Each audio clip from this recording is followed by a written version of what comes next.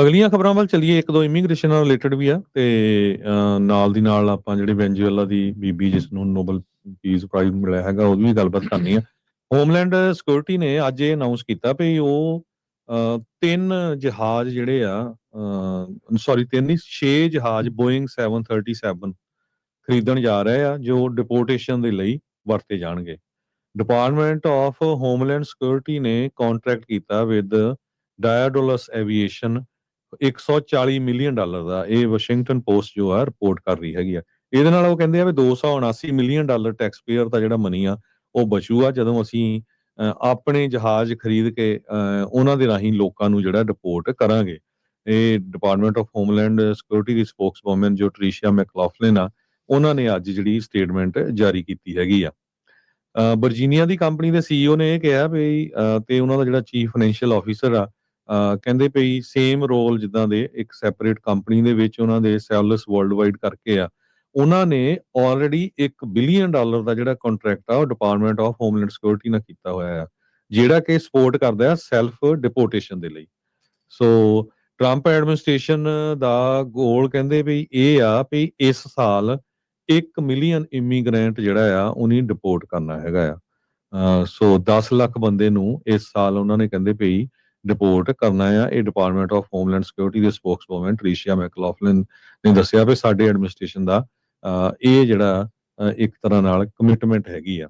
President Trump ਤੇ secretary ਨੋਇਮ ਕਹਿੰਦੇ ਪਈ ਅਸੀਂ ਕ੍ਰਿਮੀਨਲ ਜਿਹੜੇ ਇਲੀਗਲ ਏਲੀਅਨਸ ਆ ਉਹ ਤਾਂ ਹਰ ਇੱਕ ਨੂੰ ਇਹੀ ਕਹਿੰਦੇ ਆ ਨਾ ਵੀ ਜਿਹੜਾ ਬਾਰਡਰ ਕ੍ਰਾਸ ਕਰਕੇ ਆਇਆ ਉਹ ਕ੍ਰਿਮੀਨਲ ਹੈਗਾ ਆ। ਸੋ ਉਸ ਨੂੰ ਡਿਪੋਰਟ ਕਰਾਂਗੇ। ਮੋਸਟਲੀ ਜਿਹੜੀਆਂ ਫਲਾਈਟਸ ਹੋਣ ਜਾਂਦੀਆਂ ਆ ਉਹਨਾਂ ਨੂੰ ਆਈਸ ਏਅਰ ਆਪਰੇਸ਼ਨਸ ਓਵਰਸੀ ਕਰਦਾ ਹੈਗਾ ਜੋ ਕਿ ਇਮੀਗ੍ਰੇਸ਼ਨ ਕਸਟਮ ਐਨਫੋਰਸਮੈਂਟ ਦੀ ਜੋ ਬ੍ਰਾਂਚ ਹੈਗੀ ਆ ਤੇ ਜੋ ਕਿ ਚਾਰਟਰ ਫਲਾਈਟਸ ਤੇ ਕੰਪਨੀਆਂ ਜਿਹੜੀਆਂ ਉਹਨਾਂ ਦੇ ਨਾਲ ਯੂਜ਼ ਕੀਤੀ ਜਾਂਦੀ ਆ। ਪਰ ਹੁਣ 6 ਜਹਾਜ਼ ਉਹ ਖਰੀਦਣ ਜਾ ਰਹੇ ਜੀ। ਅਗਲੀਆਂ ਖਬਰਾਂ ਵੱਲ ਚੱਲੀਏ। ਇੱਕ ਦੋ ਇਮੀਗ੍ਰੇਸ਼ਨ ਨਾਲ ਰਿਲੇਟਡ ਵੀ ਆ ਤੇ ਨਾਲ ਦੀ ਨਾਲ ਆਪਾਂ ਜਿਹੜੇ ਵੈਨਜ਼ੂਏਲਾ ਦੀ ਬੀਬੀ ਜਿਸ ਨੂੰ ਨੋਬਲ ਪੀਸ ਪ੍ਰਾਈਜ਼ ਮਿਲਿਆ ਹੈਗਾ ਉਹਦੀ ਵੀ ਗੱਲਬਾਤ ਕਰਨੀ ਆ।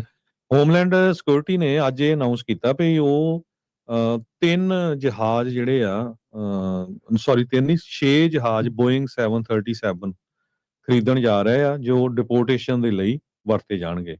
ਡਿਪਾਰਟਮੈਂਟ ਆਫ ਹੋਮਲੈਂਡ ਸਿਕਿਉਰਿਟੀ ਨੇ ਕੰਟਰੈਕਟ ਕੀਤਾ ਵਿਦ ਡਾਇਆਡੋਲਸ ਐਵੀਏਸ਼ਨ $140 ਮਿਲੀਅਨ ਦਾ। ਇਹ ਵਾਸ਼ਿੰਗਟਨ ਪੋਸਟ ਜੋ ਆ ਰਿਪੋਰਟ ਕਰ ਰਹੀ ਹੈਗੀ ਆ।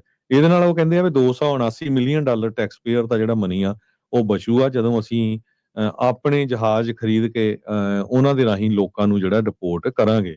ਇਹ ਡਿਪਾਰਟਮੈਂਟ ਆਫ ਹੋਮਲੈਂਡ ਸਿਕਿਉਰਿਟੀ ਦੀ ਸਪੋਕਸਵੂਮਨ ਜੋ ਟ੍ਰੀਸ਼ੀਆ ਮੈਕਲੌਫਲਿਨ ਆ ਉਹਨਾਂ ਨੇ ਅੱਜ ਜਿਹੜੀ ਸਟੇਟਮੈਂਟ ਜਾਰੀ ਕੀਤੀ ਹੈਗੀ ਆ। ਵਰਜੀਨੀਆ ਦੀ ਕੰਪਨੀ ਦੇ ਸੀਈਓ ਨੇ ਇਹ ਕਿਹਾ ਵੀ ਤੇ ਉਹਨਾਂ ਦਾ ਜਿਹੜਾ ਚੀਫ ਫਾਈਨੈਂਸ਼ੀਅਲ ਆਫੀਸਰ ਆ ਕਹਿੰਦੇ ਪਈ ਸੇਮ ਰੋਲ ਜਿੱਦਾਂ ਦੇ ਇੱਕ ਸੈਪਰੇਟ ਕੰਪਨੀ ਦੇ ਵਿੱਚ ਉਹਨਾਂ ਦੇ ਸੈਲਸ ਵਰਲਡ ਵਾਈਡ ਕਰਕੇ ਆ।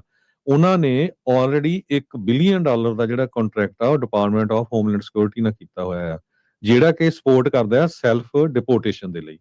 ਸੋ ਟਰੰਪ ਐਡਮਿਨਿਸਟ੍ਰੇਸ਼ਨ ਦਾ ਗੋਲ ਕਹਿੰਦੇ ਵੀ ਇਹ ਆ ਵੀ ਇਸ ਸਾਲ 1 ਮਿਲੀਅਨ ਇਮੀਗ੍ਰੈਂਟ ਜਿਹੜਾ ਆ ਉਹਨੇ ਡਿਪੋਰਟ ਕਰਨਾ ਹੈਗਾ ਆ। ਸੋ 10 ਲੱਖ ਬੰਦੇ ਨੂੰ ਇਸ ਸਾਲ ਉਹਨਾਂ ਨੇ ਕਹਿੰਦੇ ਪਈ ਡਿਪੋਰਟ ਕਰਨਾ ਆ। ਇਹ ਡਿਪਾਰਟਮੈਂਟ ਆਫ ਹੋਮਲੈਂਡ ਸਿਕਿਉਰਿਟੀ ਦੇ ਸਪੋਕਸਵੂਮਨ ਟ੍ਰੀਸ਼ੀਆ ਮੈਕਲੌਫਲਿਨ ਨੇ ਦੱਸਿਆ ਵੀ ਸਾਡੇ ਐਡਮਿਨਿਸਟ੍ਰੇਸ਼ਨ ਦਾ ਇਹ ਜਿਹੜਾ ਇੱਕ ਤਰ੍ਹਾਂ ਨਾਲ ਕਮਿਟਮੈਂਟ ਹੈਗੀ ਆ।